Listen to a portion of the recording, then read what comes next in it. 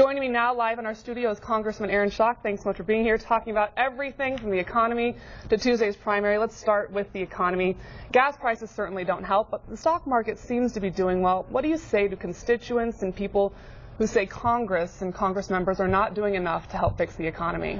Well, we certainly have been trying in the House. We've passed 30 bipartisan jobs bills out of the House of Representatives. Every one of them have gotten Democrats and Republicans to work together. Unfortunately, every one of those 30 bills is sitting in the Senate. They've not been debated, not been voted on, and I'm calling on the President and the Senate to take those bills up. And if they don't like those bipartisan bills, perhaps they can send something else our way so we can do something. Look, gas prices, the cost of living, quite frankly, commodity prices, food prices, everything has been going up, and that's one of the biggest concerns, even more than unemployment right now, that I'm hearing as I travel around the district, and I think it will be the major issue in this election. Could be a huge one. And speaking of gas prices, transportation, the bill from the Senate is headed back into the House. Do you think it'll ever pass, and what will it take? Well, I sure hope. The transportation funding runs out on March 31st. And Speaker Boehner announced last week that we will take up the 2-year highway bill that passed the Senate on a bipartisan vote. I'm confident that the House will pass that same Senate vote or Senate bill.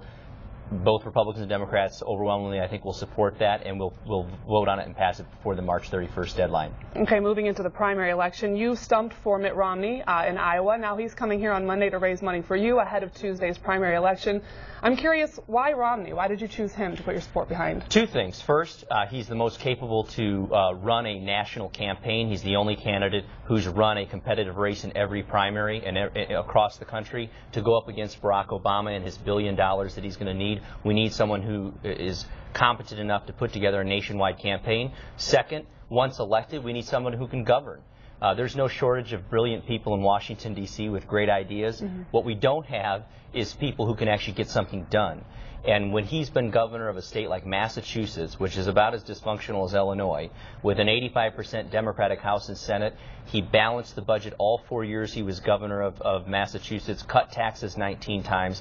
That's somebody who's not just a conservative, but also can deliver. Now, what do you think? I've heard him say that if the party does not have a clear nominee going into the convention, it will ultimately hurt the Republican Party, give Obama perhaps a platform. Do you think that Ron Paul and Newt Gingrich need to drop out to narrow the race to Santorum and Romney?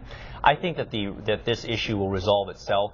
Mitt Romney is clearly the front runner. He has half of the electoral votes that he needs now to be the eventual candidate. It is statistically impossible for Rick Santorum, Newt Gingrich, or Ron Paul to get enough delegates to become the nominee unless Mitt dropped out, which he's not going to. So even if Mitt doesn't win every state, he has over half of what he needs now. There's still 4 candidates in the race. You know, people have said, why hasn't he closed the deal yet? When it was down to Hillary Clinton and Barack Obama, just 2 candidates, it lasted until June. So the fact that he won 60% of the delegates on Super Tuesday, when John McCain won 40% of the delegates on Super Tuesday 4 years ago, I don't buy this argument that you know, there's problems in our primary or something. This has been a spirited primary. More people have gotten engaged in this primary ever before. Half of the country says they're looking for a new president. I think that's good for the Republican Party. I think it's good for our eventual nominee. All right, so good to see you. Thanks for stopping by the studio today. Thanks for having me on.